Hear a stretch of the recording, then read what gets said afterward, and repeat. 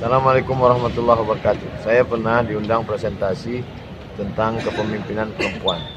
Ketika Nabi SAW meninggal, bahwa Sayyidina Umar bin Khattab pernah mengangkat seorang perempuan bernama Ummu Shifah menjadi ketua wilayah Hisbah, polisi Satpol PP yang bertugas di kota Al-Madinah Al-Munawwarah.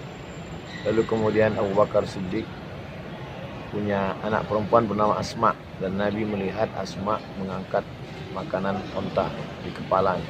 Nabi tidak melarang.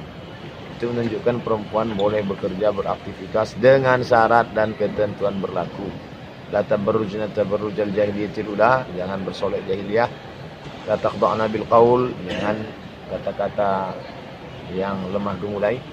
La yakhluwanna rajulun ma'a imra'atin illa ma'a dhi mahramin, jangan berdua-duaan tanpa mahram.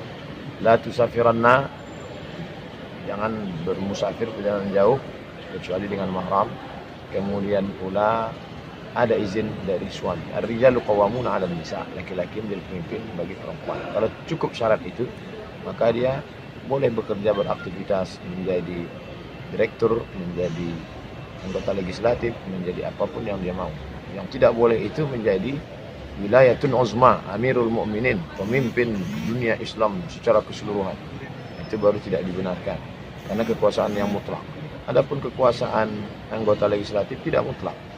Dia bisa di PAW, dia bisa dipecat, ada di recall.